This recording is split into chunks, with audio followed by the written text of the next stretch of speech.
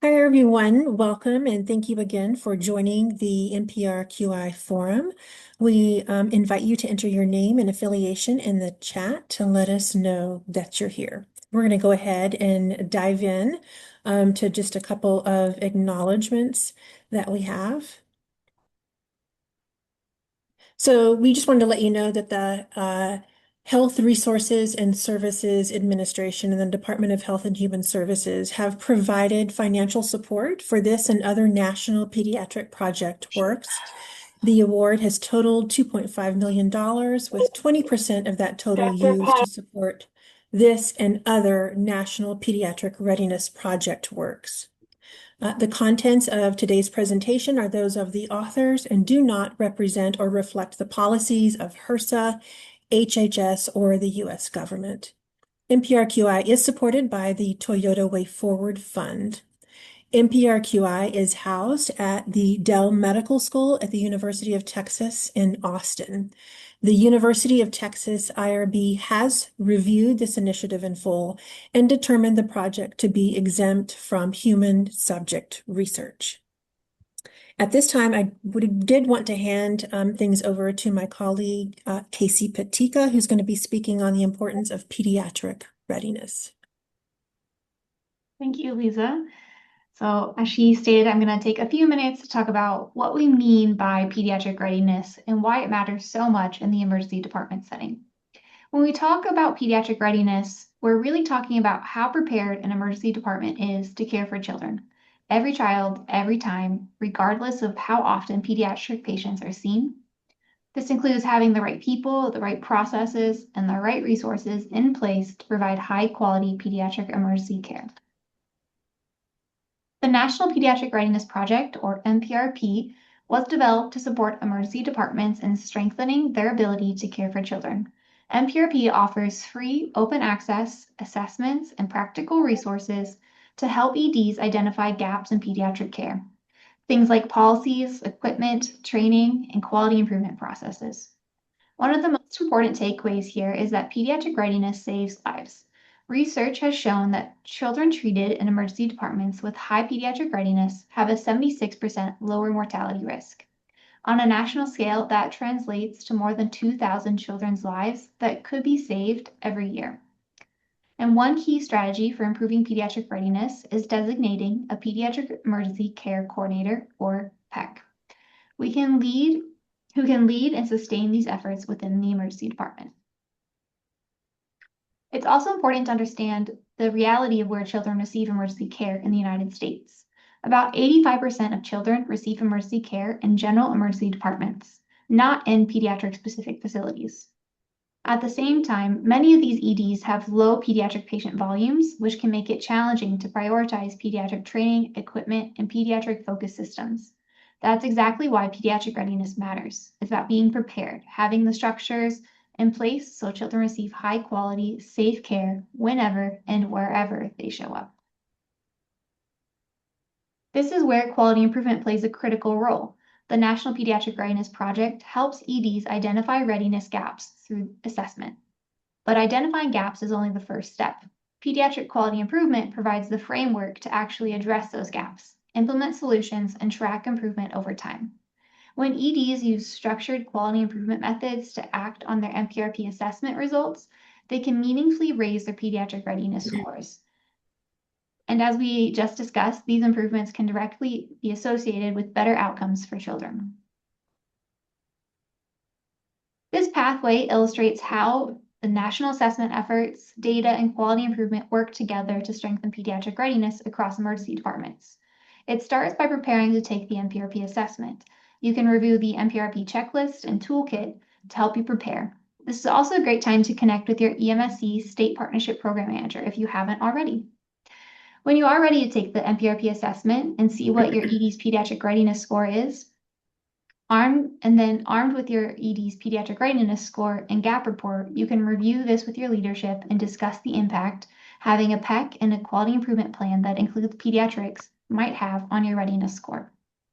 Armed with the data, you can identify improvement opportunities by using quality improvement techniques and resources from the NPRP toolkit and begin improving your ED's pediatric readiness.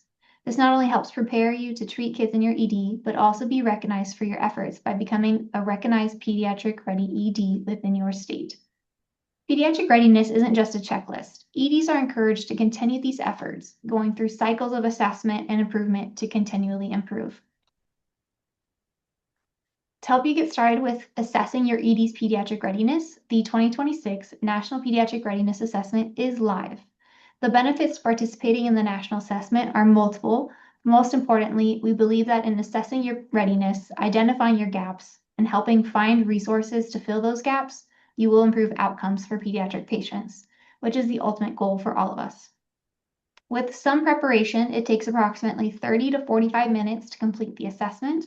We know that EDs are a very busy place, so if you need to pause, you can use the save and exit feature at any time by entering your email address. You will then be sent a link you can use to return to the assessment at a later time to finish. We want to remind everyone that only one assessment can be submitted during the 2026 data collection period. This assessment will, in most cases, be sent to each ED nurse manager. Ideally, participation in the NPRP assessment is a collaboration between your ED team, including your nurse manager, your PEC, your ED medical director, trauma director, and administration. We feel it's important that the person filling out the assessment is someone who works on site and really understands the daily operations and procedures in the ED. Once you submit your assessment, you will immediately receive something called the gap report. This is one of our favorite parts of the project, as you've all taken a survey and not received any follow-up. Well, whenever you submit your assessment, you immediately receive this report, which allows you to compare previously submitted scores and see resources to help you improve. We encourage you to share these results with your ED leadership for quality improvement purposes. With that, I'm going to hand things back over to Lisa, who will walk us through how NPRQI supports an ED on their way to improving pediatric readiness. Thank you, Casey. One of the biggest ways that NPRQI supports pediatric readiness is that it gives hospitals a clear framework for continuous quality improvement, which is essential for improving pediatric readiness and making sure that kids get the best care possible. NPRQI provides a valuable quality improvement tool that helps EDs to track their progress while implementing quality improvement projects.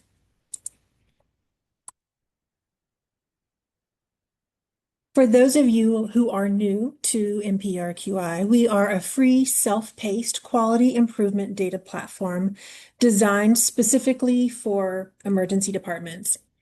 What it does is it helps EDs to measure, benchmark, and improve their performance on key pediatric processes in a secure way.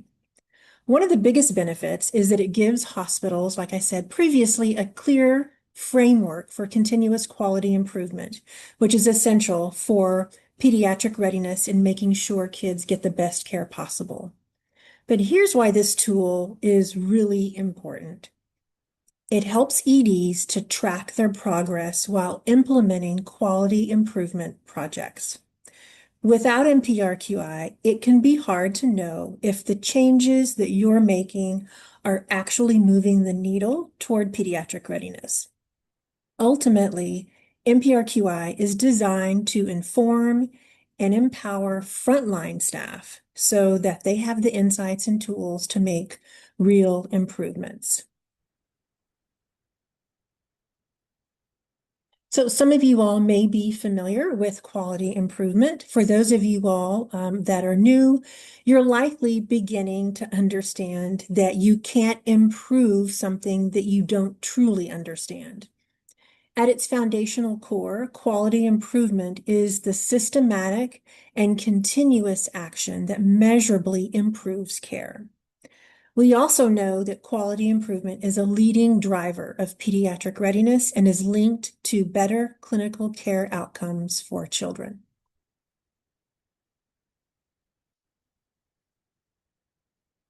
This slide highlights each step of the flow of NPRQI as a pathway to better pediatric care.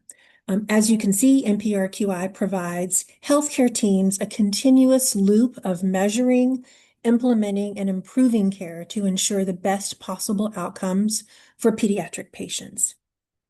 First, you're going to access the NPRQI platform. I know many of you all, I recognize the names and you all have accessed already. Once you're in the platform, you can begin to capture pediatric patient encounters. Through our data visualization tools, you can measure and transform your data with your performance dashboards. You can use data insights from your performance to help you take strategic action that aligns with pediatric readiness. And then finally, as you implement your identified quality improvement strategies, you can go back and revisit the performance dashboard so that you can reflect on your performance over time and use that data to help refine your strategies. I'm going to go to the next slide, Casey. Thank you. With NPRQI, EDs can assess 7 of the most clinical common conditions that are seen in kids at general EDs. There's an emphasis on common presentations, those that you see here on the slide. We offer evidence-based measures tailored to rural and lower volume EDs. However, we have well over 10 children's hospitals that are actually participating in NPRQI. And the next slide. So I know we often get a question about data commitment from EDs, and I did want to share with you our recommendations. But the great thing to know about NPRQI is that the amount of data that you enter is actually up to each individual ED, of course, based on available resources, based on the time available, the staff available to actually do this type of work. And go to the next one, Casey. So in terms of data commitment, the data threshold initially to even be able to see any data is a minimum of 10 patient charts. That's to ensure patient confidentiality before the data is actually displayed on the performance dashboard. We do recommend an initial baseline performance of at least 30 patient charts. This can span over a few days, a few weeks, months, or even quarters. It's really going to be dependent on your pediatric patient volume and the bandwidth for your team to be able to enter this data. So once the initial baseline performance data is entered, we do recommend and encourage ongoing data entry as you are actually implementing your quality improvement strategies. And so whatever that regular data interval looks like for you is what's going to work. Most of our sites typically are entering at least 10 charts a month on an ongoing basis. But again, there's sole discretion for the ED because we do recognize that each ED is structured differently. Some EDs have dedicated time to do quality and work, while others don't have that time. So whatever is going to work best for you. If you do have questions about that, we are happy to visit with you all and discuss what that might look like for your site. We're going to move on to data sampling. You can go on to the next one, Casey. So quality improvement data sampling really involves collecting a representative subset of data to help you understand a larger population. It really allows for more efficient, faster data collection and analysis to help you identify areas for improvement, as well as to assess for impact of changes without actually having the burden of collecting every single patient. Rather than actually cherry pick your patients, we recommend a systematic data sampling approach, which would look like every 5th patient, every 10th patient, to really kind of prevent any bias in your data. Again, that's going to be dependent on what it looks like at your particular site. So in terms of systematic sampling, really helping you to be more efficient, it's a feasible option and it really provides simplicity. It's faster and requires less effort, again, than collecting data on an entire population. The caveat to that would be, especially for our low pediatric patient volume sites, many of those sites actually do enter in all of their pediatric patient records. We certainly don't require that. If that's something that is doable for your site, we do encourage that. Again, the systematic sampling does allow to be able to draw meaningful conclusions from a smaller subset of data. And it's really just a more practical approach, very kind of similar to how when you're making a new recipe of a nice dinner that you're going to be making, you're going to be kind of sampling and tasting it as you go along rather than putting everything into it and then surprise, everybody gets to eat. So really just kind of taking a very feasible and simplistic approach to the sampling piece of it. We can go to the next one, Casey. So this is just a variety of different types of data sampling techniques that folks may have used or may be familiar with. But again, we are recommending a systematic approach, which again is just inclusion of every nth patient. So whatever that looks like for your particular site. And you can go to the next one. So in terms of getting started with data entry, I know that many of you have already entered many, many records. Thank you very much. And then we know that there are some sites that have recently had their POA executed and are getting ready to begin the data entry process. We do provide an onboarding guide. Once you have that executed POA, it is sent via email that has all the information that we're going to be talking about. You can go to the next one, Casey. So if you are ready to get started on your data entry, one of the first things that you want to do is compile your patient list. You want to gather a list of patients that are under the age of 18 years or younger and organized by date and time. We know that some EDs actually have a lower cutoff rate. That's perfectly fine. And you also may have your IT department assist with extraction of particular charts, if that's helpful. Again, you want to determine your data sampling strategy. We do recommend that systematic data sampling. Identify those particular charts. You can go back as far as January 1st, 2026. If you are just starting out with data entry, you just got your executed POA, you can enter in patients all the way back from January the 1st. You will need to create subject IDs, and we'll take a look at what that looks like in just a minute. So you're going to be keeping an internal log of all the charts that are actually being entered into the data platform, and you will be developing subject IDs specific to each individual patient.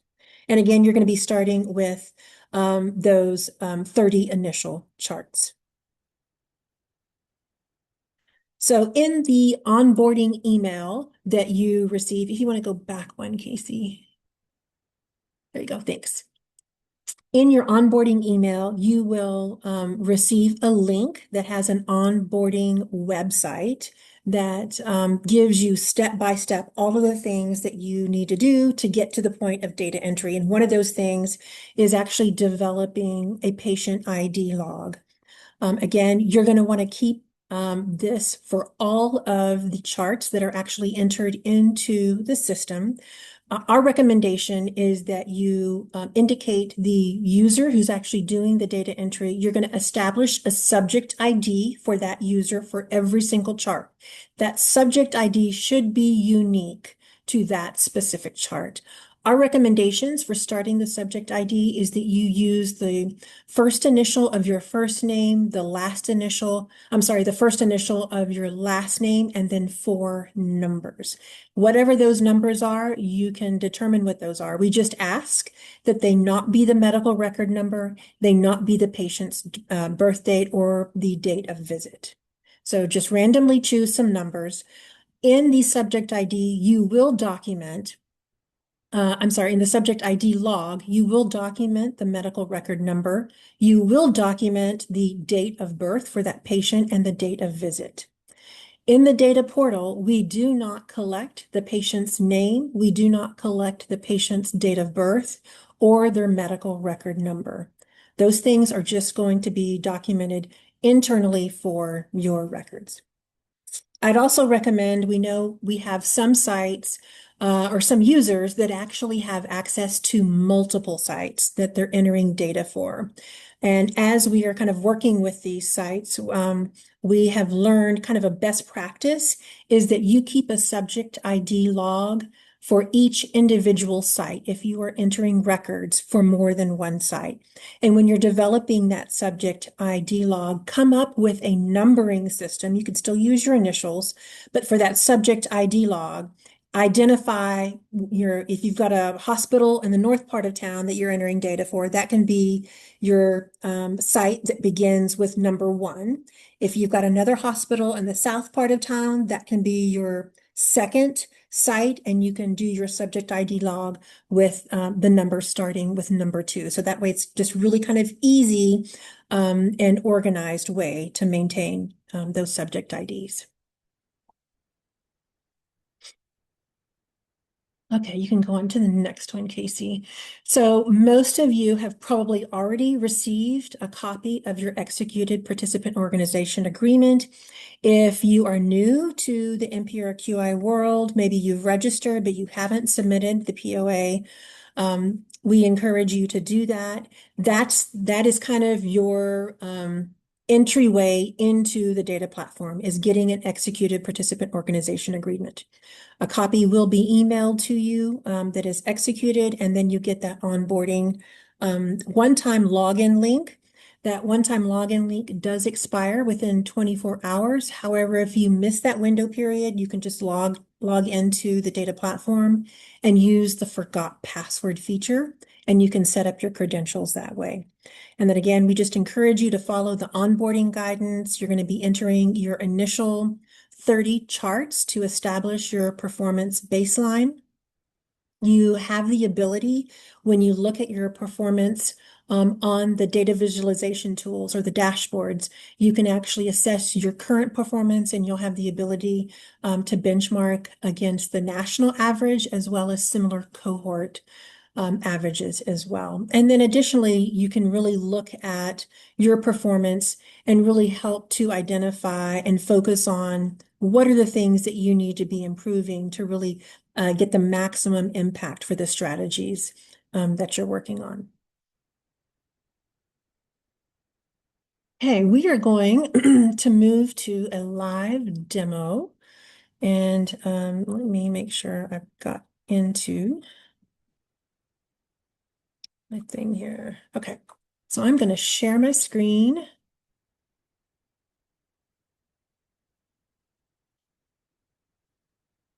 Okay, there we go. Okay, so once you are in the data portal, you will be asked to watch a brief training video around the Patient Safety Quality Improvement Act. It's like maybe 10, 15 minutes. And then just select the button that says, yes, I attest that I have completed this, and then you'll get access to this particular screen. This is our training environment that we have. All of the sites, when you access this, you'll have your name at the top. You will have a couple of dashboards. You'll have your bundle metrics dashboard.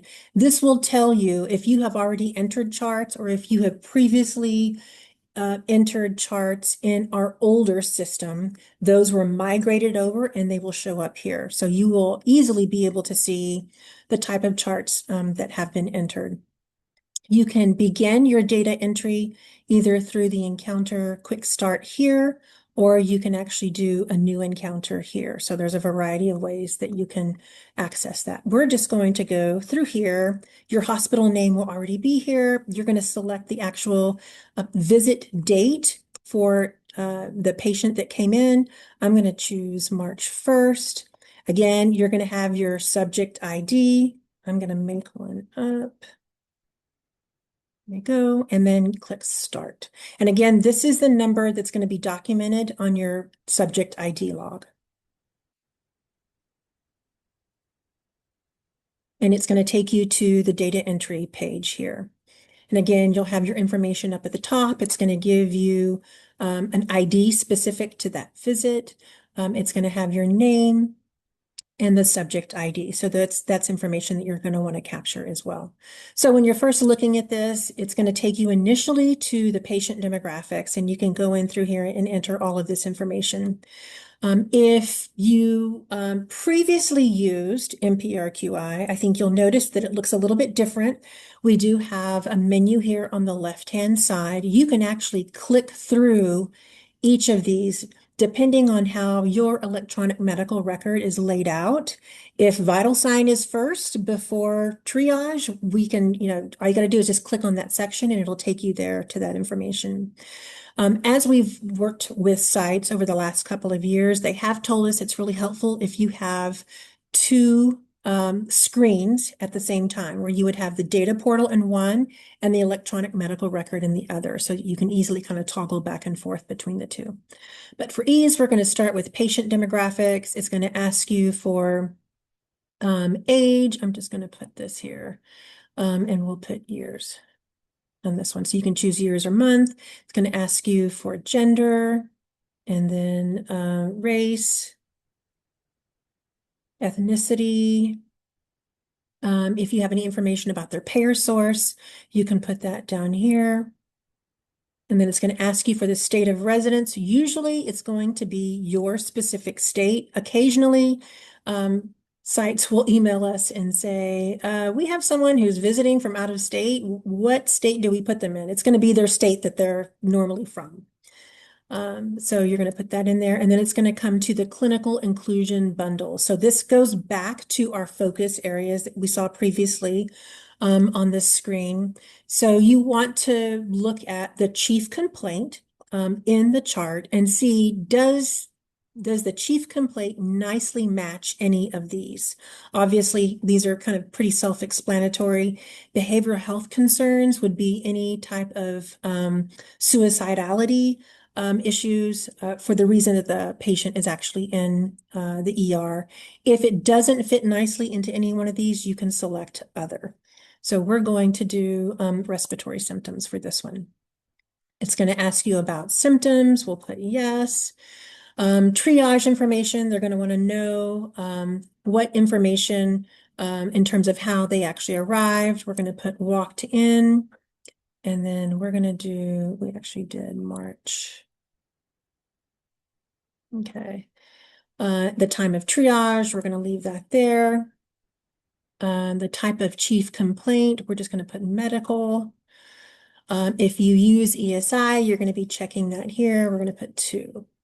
And then it's going to ask you information about the patient's weight. Ideally, best practice is that kids are weighed in kilograms only. If you have a setup where you are weighing in kilograms, but your EMR displays in both pounds and kilograms, you're going to select both. Kilograms only is the best practice. Initial vital signs, were those obtained? We're going to put yes. And then it's going to ask you a series of questions on what was obtained. You can come through and put that in there. Blood pressure. Okay. And then we'll do this. We'll just go through and answer all these questions. We'll select no on that. And then it's going to ask whether or not vital signs were reassessed. If you select yes, it's going to go through that whole series of questions again. I'm just going to select no for purposes of training. It's going to ask you about discharge information. So when you're actually entering in the diagnosis code or for the discharge information, you just need to have the first letter and the first 2 numbers. So you don't need the entire thing. I don't know whether or not that's actual for respiratory, but we're just going to leave that there for now. And then it's going to ask for specific disposition. So we're going to go back and choose our date that we had before, which was March 1st. And we'll leave the time there. choose which was the final disposition, and we'll say discharge home. It's going to ask if there were any safety screenings specific to behavioral health or violence in the home or neglect. We're going to put no. You've got information on ED fluids and medication. I will tell you that most folks report that, especially if you have patients that have multiple medications, this is probably where you're going to spend most of your time doing this. So if you can do yes on that, it's going to ask you about what types and class fluid. So it's going to bring up stuff specific to what we had in there. We will put, we'll just put fluids for now. And then it's going to ask you the name. We'll do oral rehydration. And we'll do some oral here. Yep. Okay. And then the time that the medication was actually administered. So I'm going to use that. And then you can add additional medications if there are others to add. If not, you can continue to move on. It's going to ask me about airway interventions because I did select the respiratory bundle. Did they receive oxygen? I'm going to put yes. And again, it's going to ask you the date. I'm going to try something real quick. If I were to put, so it's throwing me an error message because the initial visit date was March 1st. So it does have some built-in safety features there. So if I go back up and do March 1st, it should take it. Yep. Okay. And then it's going to initial, there we go. Okay. And then also the mode of delivery. Okay. It's going to ask if there were any imaging studies. If you select yes, there's going to be some other branching logic for you to complete. I'm going to put no on here. It's going to ask for laboratory studies. Again, if you select yes, it's going to have branching logic for other information to be selected. It's going to ask for any type of consultations. So if you selected yes, again, it's going to ask you, was it around pediatric emergency medicine or even emergency medicine, pediatric surgery, subspecialist, or behavioral health?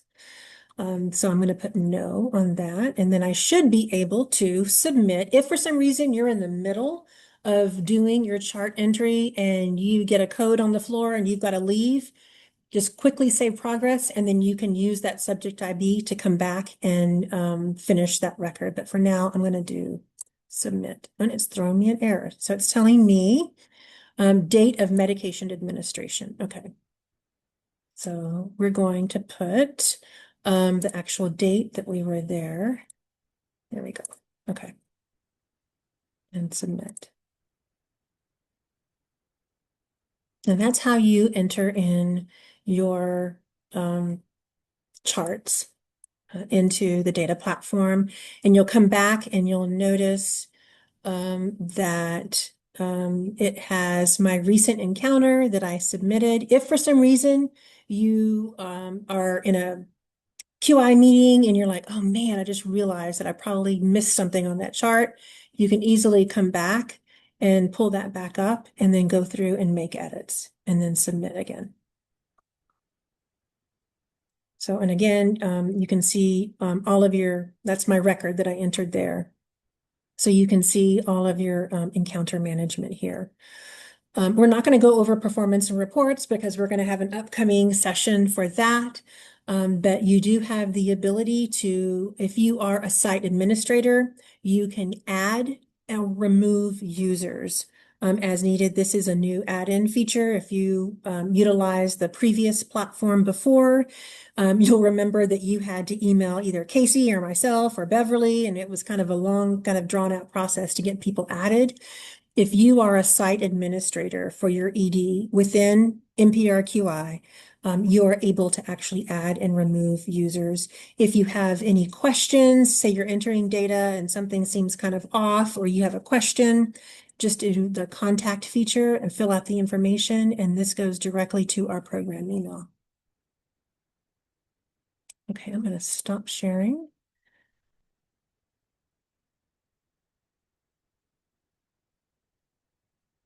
And then we can pick up where we left off, Casey. I think we were going to be at a question slide. So just pausing briefly to see if folks have any questions about any of the information that we have covered up to this point, any of the data entry. You're welcome to put those in the chat or you can unmute. And then we'll also have some time at the end for questions as well.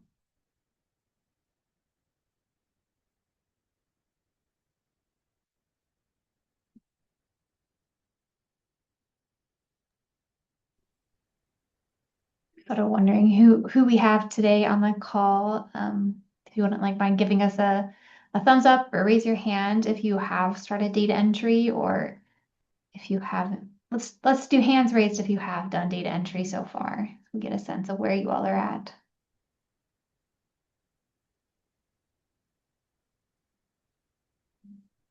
Right. We got a couple coming in. So again, if you have started data entry in the platform, go ahead and raise your hand so we can get a sense of where you're all at.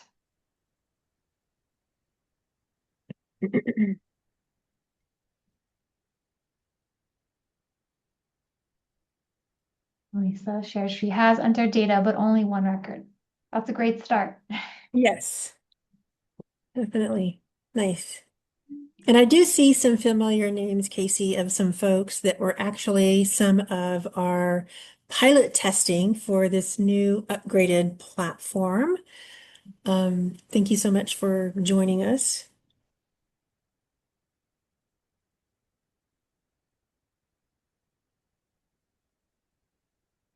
A couple of people shared that they have not. Hopefully after today's session, you'll feel prepared to log in and start that process. Annalise, if we want to go over how folks can log in, if maybe they're missed their Sure. one-time login link while we're here. Yes. So once your participant organization agreement is executed, the administrator will receive a copy for the records for the hospital. And then each user that is actually registered within NPRQI will receive a one-time login link. Again, that link is supposed to be good for 24 hours. We recognize that, you may be off shift when that link comes through. If that's the case, just navigate to the NPRQI platform and use the forgot password feature, and you can set up your secure login credentials that way.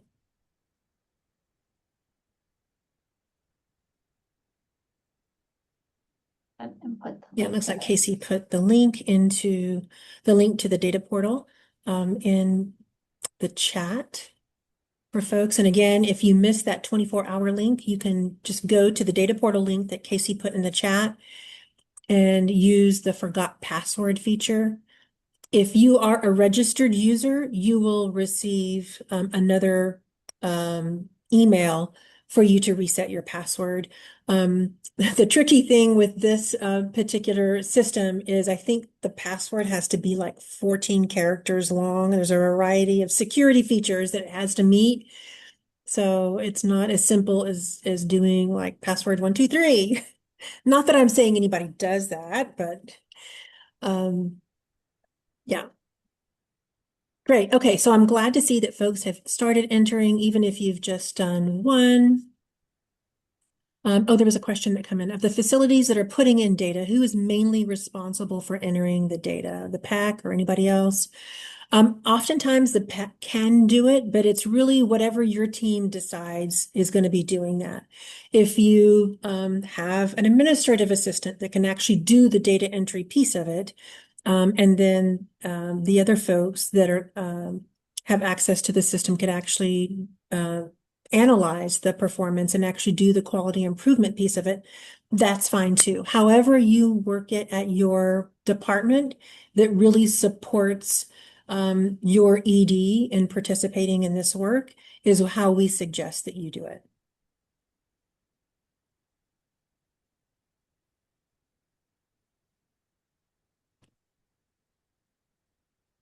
Were there any other questions, Casey, about that?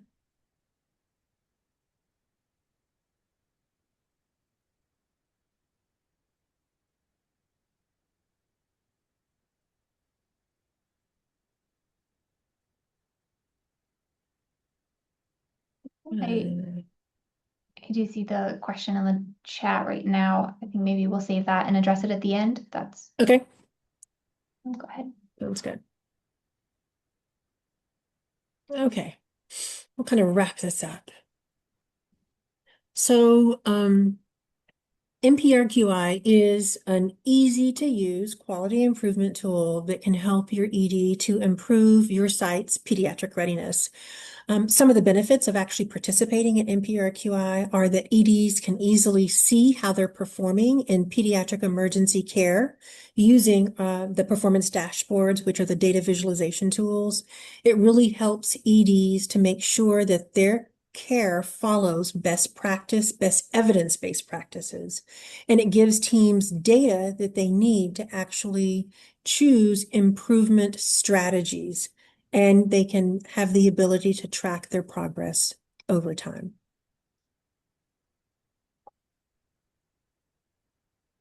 Again, this is just a reminder that it's really hard to improve on something that you don't understand. I'm sure many of you all have been doing quality improvement work for quite some time, but you may not have had a way to actually tangibly show the work that you're doing, or even more specifically, show the outcome of the work that you're doing. And that's where NPRQI comes in. It's really all about using quality improvement data to inform meaningful and actionable change in your emergency department. And what's really nice is that NPRQI simplifies this quality improvement work by offering those set of metrics, customizable dashboards, and we also provide support resources that enable EDs of all pediatric sizes to participate, even if you've never had any type of quality improvement experience. NPRQI really helps EDs to identify gaps in the quality of the care so that they can be certain that their efforts to improve are actually making a difference in the care of their patients. Also, just another reminder, please, to complete the pediatric readiness assessment. We had put that link in the chat a little bit earlier on, but we'll put it in there again.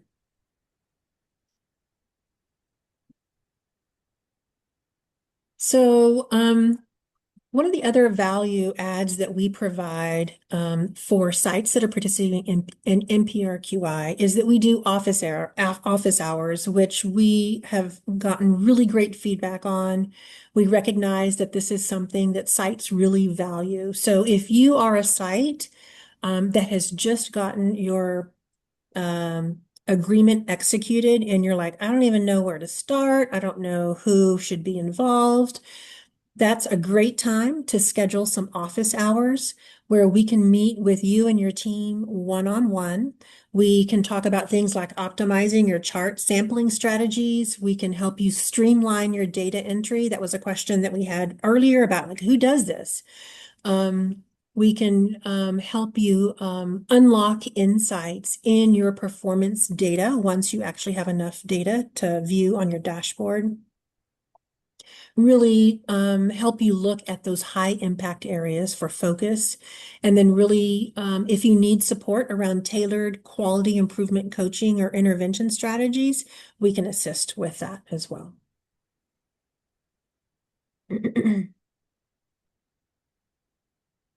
I did want to take another opportunity to emphasize the importance of data in that it makes a measurable impact in the quality of care.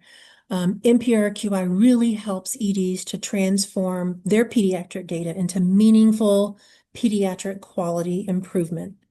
NPRQI is built upon three core pillars: measure, reflect, and improve. And this interconnected model really empowers teams at the frontline level to deliver better health outcomes for every child. Go to the next one, Casey.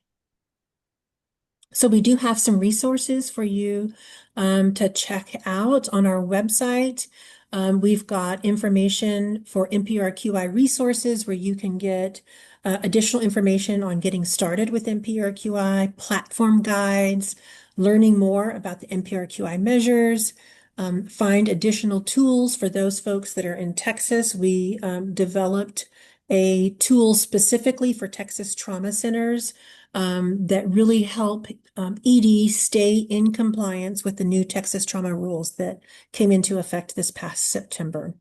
We also have a web link for the NPRQI office hours. Again, you can go in and schedule a time. We typically offer those twice a month. You can schedule a time. If for some reason the times that are available are really don't suit your schedule, please email us and we will be happy to meet with you outside of those times or when it is most convenient for you.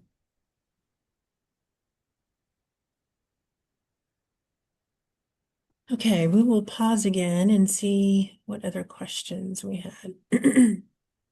The question that was raised in the chat, Lisa, was from a user who noticed that only head trauma, core, and suicidality are available in the performance reports. Would you speak to that a little bit? Yes, so we are continuing to develop our dashboards. We will be bringing those other quality measures into the dashboards. The ones that are showing right now are specific to a quality improvement collaborative that Casey is running. We did want to make those available for those folks, but then also for folks that are not in the collaborative, you do have access to your core measures, and then also for suicidality and for head trauma. The respiratory, the vomiting, all those others are going to be coming soon. And once we have that fully functional and we validated all of the data for those, we will let folks know when those are available. And the second part of their question had to do with noticing that last week the national and cohort performance had disappeared from their reporting feature. I'm going to speak to that Yeah. as well. Yes. So again, we're just doing our due diligence on the data validation for that information. And then once that is available, those will come back.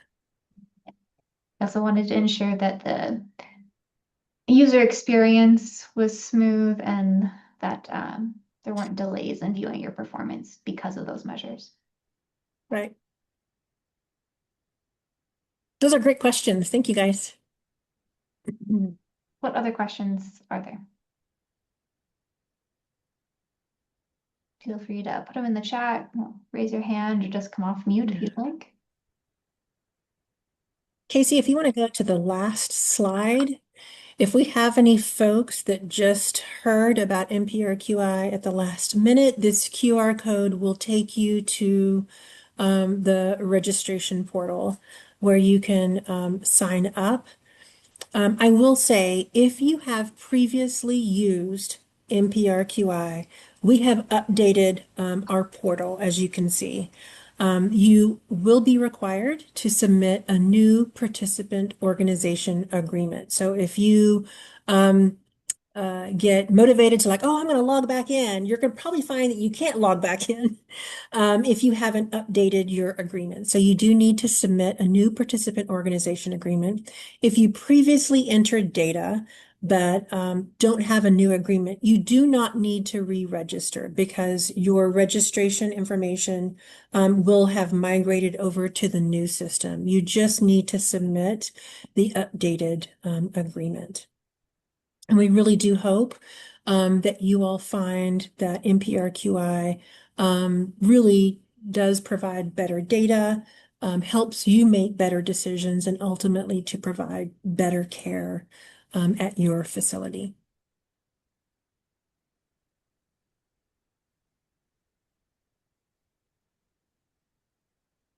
What other questions do folks have?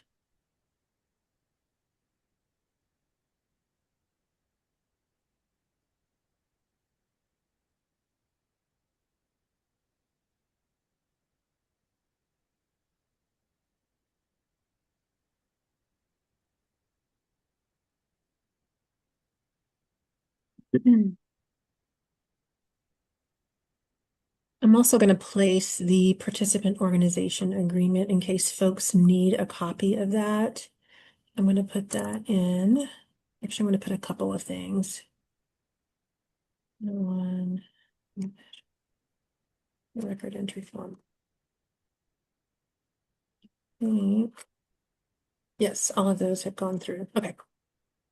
So I put in the updated participant organization agreement. So if you have not submitted a new agreement and you previously entered into a platform that was known as Clario, you will need to submit a new agreement. I've also put in the record entry form that has all of the questions in the data portal. And also, I think the measures came through as well. I hope. See, maybe not. I'll include I see those. those three documents. Okay, sounds good. Nice. Well, we hope this session was helpful and informational and really just kind of broke down the data entry process in an easy and digestible way. And it's just really a matter of just getting started, starting to do the data entry piece. And again, implement a process that works for your particular facility. And that may look different across all facilities. We've been working with a rural hospital in Texas that for the longest time they had their agreement, but they could never get in any data. And a wonderful nurse manager in Peck would meet with us in office hours like every other month of like, I'm working on it, I'm working on it. And so we just really had a truly kind of, let's talk about this, let's break this down. And she's like, well, I just don't have anybody that can do the data entry. I don't have time to do it. And so we really started talking about, well, you're a trauma facility. Who does your trauma data? She's like, well, I've got this nurse that works night shifts. And I'm like, can that person enter the data for you? And that just kind of, that helped them take off in their data entry. So they actually have a night nurse that just does all the data entry. And she actually will look at the data itself and really look into the areas where they need to be focusing their quality improvement strategy. So whatever works for you all to help you all do this work, that's what you need to do. And if you still have any questions about that, please reach out. We're happy to chat with you all and discuss different strategies of what that would look like. If you have any questions about buy-in from your leadership, we're happy to address any of those concerns as well.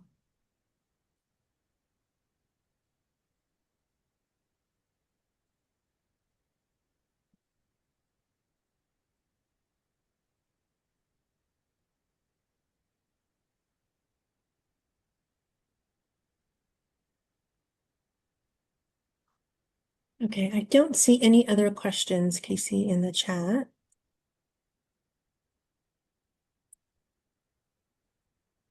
Okay.